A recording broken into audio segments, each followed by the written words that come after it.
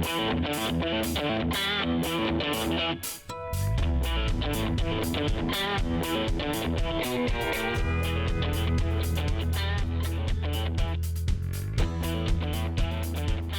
to Party Politics, where we prepare you for your next political conversation. I'm Jeronimo Cortina, political science professor at the University of Houston. And I'm Brandon Rottinghaus, also a political science professor here at the University of Houston. Welcome to summer. Here we are.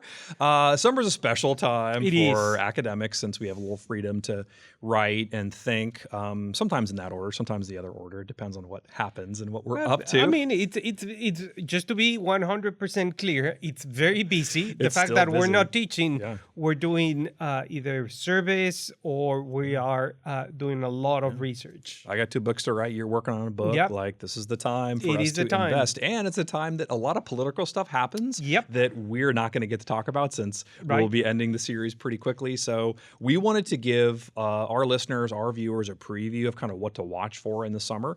And there's a lot going on at state and national level. So we came up with a kind of list of things to just think about, right? As it comes up, it'll be at least top of mind when these things happen. Let's first talk about the end of the legislative session. We spent last week talking about what the implications were, winners, losers. The end of this whole process, though, is, of course, Governor Abbott at his desk signing or not signing these bills. So one question is, like, what are going to be the bills potentially that the governor decides not to sign? Are there any of them that percolate to the top of the list that you think he's agonizing over as we speak? Well, I think there's going to be a couple of them, right? Yeah. And a couple of them has to do with the politics of the state and perhaps not the politics of the state.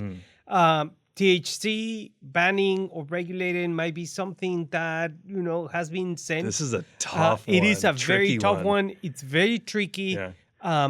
The governor previously has not been very clear in terms of where he stands. Right. One way or the other, he has kept his cards very close to his chest. That's what a good poker player does, right? Yeah. Why reveal when you can bluff if you need to? So that's something that we don't know what's going to happen. We don't know what's going to happen also to other higher education related bills in terms if he's going to support them or not. Yeah. We will have to find out. Yeah. And obviously, once again, other type of legislation that has to do with what he would like to see in terms of property taxes, so on and so forth. Those things are going to be, That's an easy sign. Yep. That's like a public event. Yep. Facebook Live, and you've got I don't think that all your friends and neighbors Facebook around. Live anymore, but sure. he does. Oh, he does? He does, yeah. On Instagram, no? Both, I'm sure. Oh, okay. Yeah, wherever they can do to take credit for more tax credit, then more tax cuts is exactly what they'll do. So that's probably the most natural way to get to like his constituency. But yeah, that's an easy sign. Yeah. Some harder ones, include the THC ban. That's going to be a real conundrum. Now, Dan Patrick has been pushing for this for a while, and the speaker and the governor and lieutenant governor had a meeting. They all came out and indicated they're all on the same page in terms of priorities. But this is one of those priorities that I don't think people thought would get this far. I think Abbott probably thought the House was going to kind of bat this down, but they didn't. Yeah. In fact, they really rallied in support for Patrick. So I'd be surprised if Greg Abbott wants to be the face of the kind of ban on THC, which has dissenters from the bill, like in Republican Party and the Democratic Party. So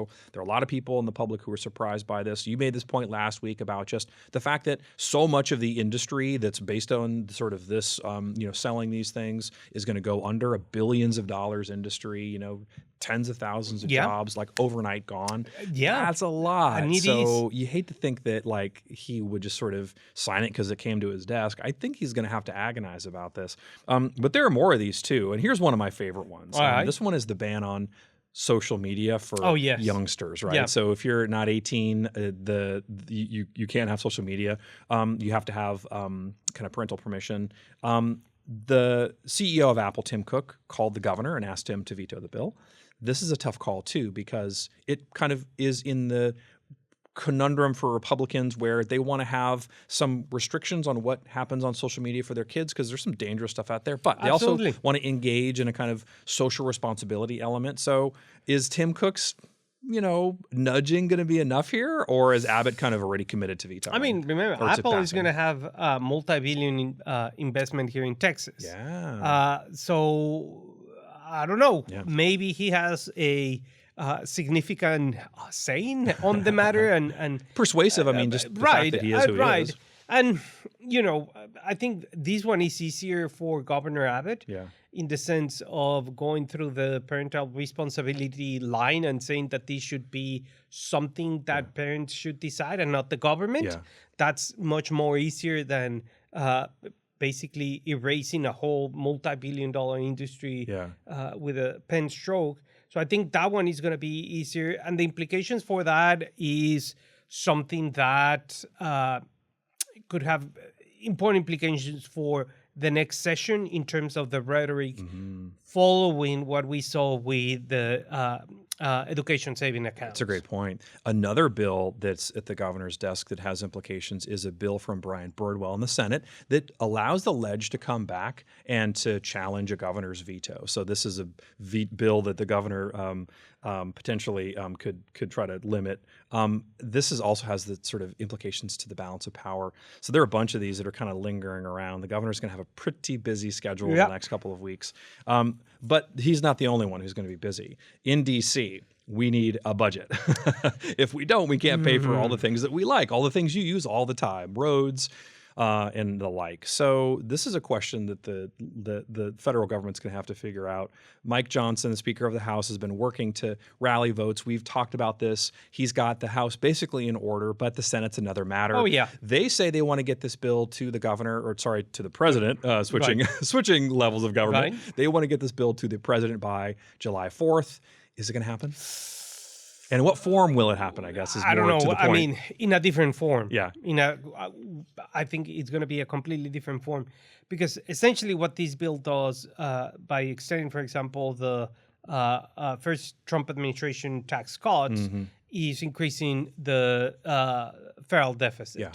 So the deficit is increasing. Yeah. For some Republicans in the Senate, there is no appetite for that. And remember that some of these Republicans are going to be outliving the Trump presidency without necessarily worrying about potential primary challenges. Yeah. Some of them are going to be put on the spot and are going to be in hot water in terms of if they support this big, beautiful bill of President Trump, or they can just take a different aspect. Yeah. So for me, that's going to be the tricky question. Yeah. Also, we will see what maneuvers are going to be made in the Senate in terms of procedural ways, so they can get away with the filibuster, so on and so forth. It's trickier than what it happens. I think Speaker Johnson was extremely intelligent in saying hot potato, boom, and pass it. Pitch it across the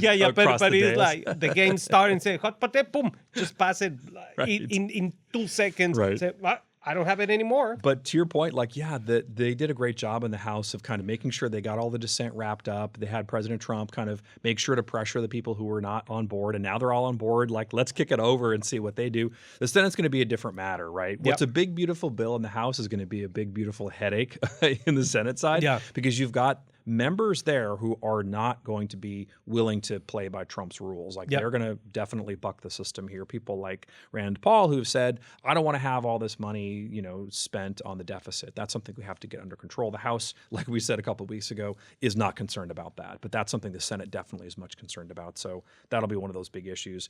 Another big issue is just how much Medicaid can be cut. The one proposal basically is to put a lot of that onus on states so that they're going to have to pay for some of the extra pieces of Medicaid. That's something some states can afford, but most states cannot. So that's going to have to be something that they negotiate through. And those senators are going to be expected to stand up for their states and say, look, we just can't absorb this whole burden because it's just too expensive for us. So lots of dissent happening there. And those cuts, I think, in general, are just going to be hard to swallow, right? And I think ultimately what's going on here is that this is sort of a microcosm of the Republican Party, right? There are too many different competing factions. The one thing they have in common is Donald Trump.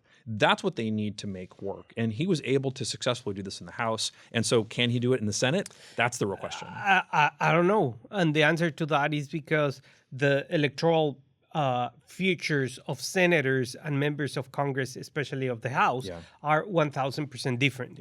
Senators are elected 6 years, right? And these other folks are elected every 2 years. So it's very difficult, right, to have it. Half of the senators go for re-election, the other half doesn't. So the calendar does not necessarily do, and something that we discussed a couple of weeks ago, right? What's going to happen with Trumpism and MAGA movement after Trump? We don't know. This is a huge problem. And this is something that senators may be taking into account. Because these are serious, very, very serious implications in terms of the federal deficit.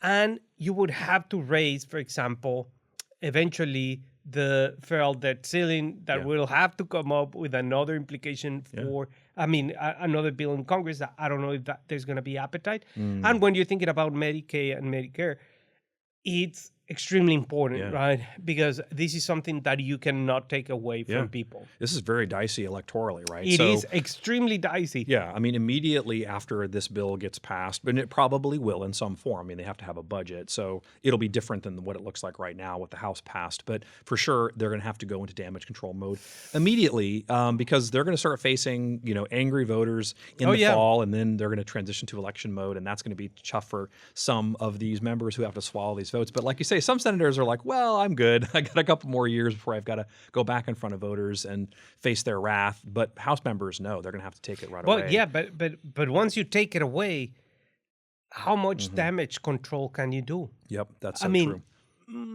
You take it away, you get your check, you compare it.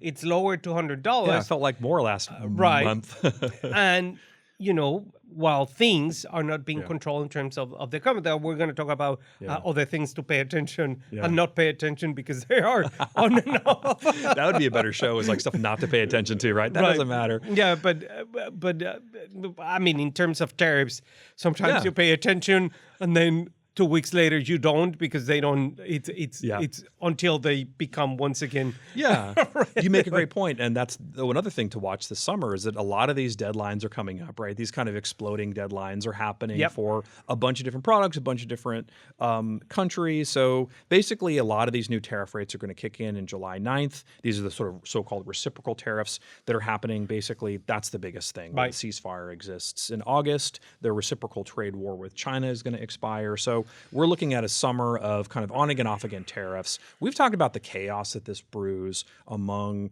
businesses, among voters, among the stock market. There's a lot of core ground here. And I guess the question is, do you think on average President Trump is winning these battles or not?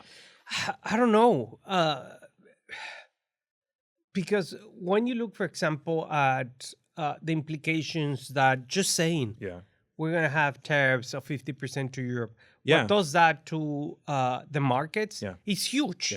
And people are losing a lot of money that represents retirement, right? Just think about it, right? You were going to retire in 2026. After 2025, you cannot retire because maybe your portfolio suffered 30 or 40% loss or whatever it is. I don't know. I don't look at mine. Don't look at it. No, I don't. Like whatever. I just hope that. Anyways. You hope it's there, but that's it. Like most of stocks are invested heavily in things like Apple, which is reliable, things like energy, which is also reliable, but sometimes this tariff issue could be a problem. Walmart, Amazon, like the kind of core spine of what it means to kind of have industry in this country is taking a hit. When the president mentioned he was going to have this tariff on China, that it was going to affect Apple directly, it became a real liability for him that day, that couple days, and they backed off of it. But that kind of chaos is what we can expect, at least a little bit more of this summer. But some of these deadlines are really coming up to be more firm. And at some point, the trading partners are going to say, wait a minute, like you keep pushing it off, like we're just not going to negotiate anymore, right? Negotiations are going on with Israel, Japan, Cambodia, Thailand, a bunch of companies, a bunch of countries where, we're doing business in some way, shape, or form. And they're all saying potentially once these deadlines come and go, like, well, if it's no sanction on this, we're just going to kind of let you figure out what you want to do and then wait for it to happen. So that could be an issue for the economy. Well, absolutely, right? Because once again, you can buy a $10 T-shirt, right? And here it has to be produced by, it's going to be $20. So consumers are also going to be, paying attention into that in the sense of we have been accustomed to buy cheap stuff, not because, China invaded it for it. It just works like a market, supply and demand. We want cheap stuff comes from China, end of story. Totally. We don't want cheap stuff, then we have to pay that premium. Now, the real question is if that is going to be translated in November of 2026 and this summer, it is going to be extremely, extremely crucial in terms of what's going to happen to the economy, to tariffs. And as you say, if the international community, other countries say, like, you know what, I'm done. We're tired of this, you keep saying, like, there's tariffs. Oh, wait, no, there's no tariff. There's tariff. There's no tariff. Then there's a ceasefire, and then we're going to hold off. And then, people are just, as you say, call me. You got my number. When you decide what you want, I'll be here. But I may be with someone else. Or on vacation, right? On vacation or with another. But leave a message. We'll get back to you as soon as we can. As we can. And that's it. The summer too is going to have like a new jobs report. It's going to have a new economic indicator report in terms of like consumer confidence. So we're going to have a summer where the narrative will be set about what is to be expected kind of going forward. And that's going to be something that certainly the White House is watching. Also, the White House is going to be watching for significant cases coming out of the U.S. Supreme Court. There are a bunch of things that they're dealing with, including whether or not the president can override the 14th Amendment, birthright citizenship in particular, some challenges to presidential power, DOJ in particular, and a lot of things. So what are some Supreme Court cases that you're watching for? Well, obviously, 14th Amendment is very important, birthright citizenship, and the strategy that the Trump administration is using in order to argue this case, or has argued before, it's very important, it's very interesting. Immigration policy also extremely important in terms of what the president can and cannot do in terms of enforcing the laws or using laws from 1857 or whatnot. So that is going to be extremely important. What we have seen so far from the Supreme Court is a mixed set of results. One, yes, you can continue until lower federal courts decide. So we don't know. It's up in the air. They've been very procedurally cautious about how to proceed, and so I think that probably is going to have to end, and it certainly will end on some of these big cases where they're going to have to make a decision, and it's going to have implications for executive power, which of course then determines sort of how much policy can be implemented unilaterally. Now that we talked about the budget, that'd be the frankly first and biggest thing that the president has done in terms of policy, but everything else has been through executive order. That's all well and good, but that's going to potentially come to an end because there's only some things you can do with respect to that. So that could be something that the president faces. I'm also watching a couple of other ones. There's a case coming out of Tennessee where a Tennessee law prohibits healthcare providers from providing or administering medical treatments to a minor that would enable them to identify with or to live as somebody who's different from your biological sex. That's going to have implications nationwide and here in Texas for whether or not people who are transgender can have rights and exactly how far that medically can go. Another is a Texas case that actually is from Ken Paxton, and it's basically whether or not the kind of state can limit who can use what types of website. So the law basically says that you have to be 18 to go to visit certain kinds of sites. Yeah, pornographic sites. We're on the internet, we can say it. But basically that's the kind of core of the case. And so this has implications for things like Texas's ban on minors having social media, right? Because it's all kind of the same logic, which is that there's harmful stuff out there. We need to make sure people are protected from it. So those two cases I think are going to be really important for how the kind of nation shapes some of these controversial policies going forward, and of course implications to Texas. Well, yeah, and it's not only that. It is the redefinition of the balance of powers and the redefinition of separation of powers, right? Because so far the Trump administration has, I don't know if the right word is ignored, but perhaps not pay significant attention to significant orders from judges. It's like you at red lights. You just it's no suggestion. I mean, that's a yellow light, right? It's a suggestion. Anything is not green is right. yellow. Okay. Red is 100% like stop, right? Though some drivers do not do that, but that's another issue. But for example, in terms of national injunctions, right? Yes. I mean, there is a point there from a policy perspective. There is indeed a point over there in terms of if a federal circuit court has the power to enact a federal injunction that Yeah. is not from the Supreme Court. Yeah. And Republican presidents and Democratic presidents don't like federal injunctions. So that's something interesting to watch. But the rest is how the Trump administration might or might not redefine the power of the executive branch. And remember, these, if it's redefined, right? Yeah. These will also apply to the next Democratic president. This is forever. Yeah. Oh, yeah. I mean, for all intents and purposes, this could be the law for a long, long while. And then the interpretations of that decision have implications for, all the other kind of things that a president might do unilaterally. So it would open the floodgates in a very dramatic way. And so this is why this is a big summer. Yeah. The thing is going to swing, right? Because in 2 more years, we may have very well a complete redefinition, restructure of executive power, and boom, a new Democratic president. For sure. That will change. Will erase perhaps everything that the Trump administration did or not. I don't know. Yeah, but and then some, right? Because it'll be kind of whatever's in your kind of it's returning the favor. And it'll be litigated still, but once that precedent sets, they're going to keep it in place. Well, let's talk about an area where presidents do have a lot of flexibility, and that's foreign policy.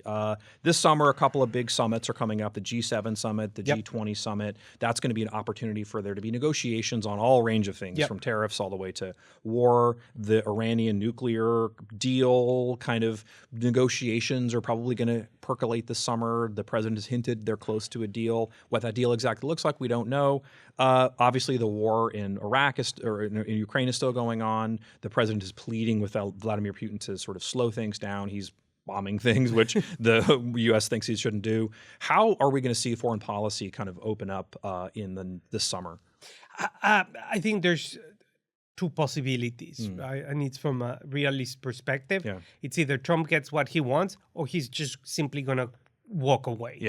End of story. Right. Like, okay, Putin, you need to stop. Putin's going to say, no, all right, that's your problem. That's your deal. I don't care. And he's just want to walk away. And Secretary Rubio also has that kind of persona in terms of this is how we're going to do it.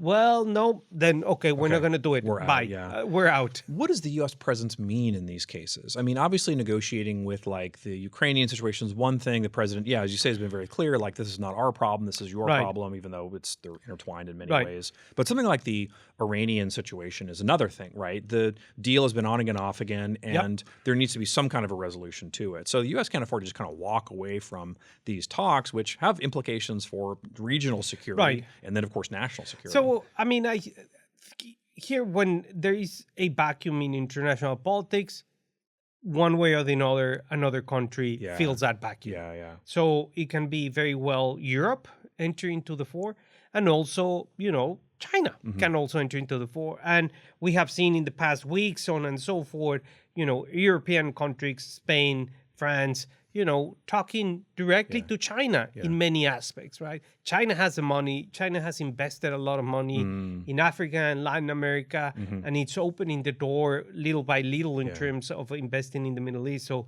this could be a great opportunity for China if the U.S. says, you know what, I'm out. Well, and then we've talked about the implications to this too. As the U.S. retreats from the world stage, other countries will move in, and that has security implications as well as financial implications. So those are going to be some serious negotiations that happen at these big summits. And if the U.S. is seen to be kind of just a bully or some kind of entity that doesn't much care, then it's definitely going to be the case that we'll see that effect happening sooner than later. Obviously, the last thing we need to talk about is the elections upcoming in the summer. You plant your seeds for what's to grow in the fall. There's still a little bit of time between now and the election, but wow, it's going to be here before you know it. John Cornyn and Ken Paxton are going to battle for a Senate seat. That's one thing. How's this going to shape up? What in summer should we expect to see? Well, I mean, things are going to clearly ramp up in terms of the rhetoric. In this case, it's going to be so far who is more MAGA than the other candidate, at least in the Republican primary. We don't know who's going to be on the Democratic side, so we don't know what's going to happen there.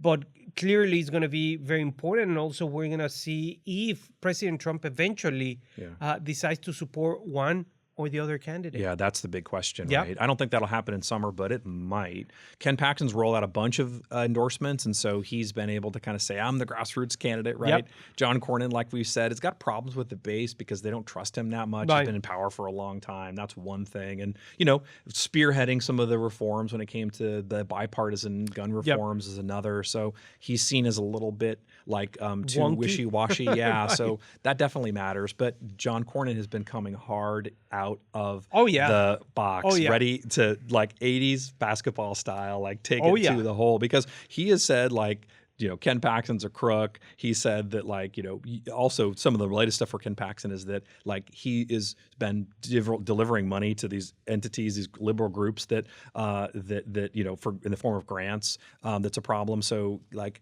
John Cornyn is going like hard in. So he is ready for this to be and with a lot of money, fight, and with a lot of money, and with a lot of money. So yeah, we're gonna see that. Also, other important races. I mean, we have to see who the Democrats here in Texas decide to be running against for U.S. Senate, but also in terms of the state level elections, something to watch about. Some targets like Henry Cuellar, Vicente Gonzalez, both targeted by the RNC.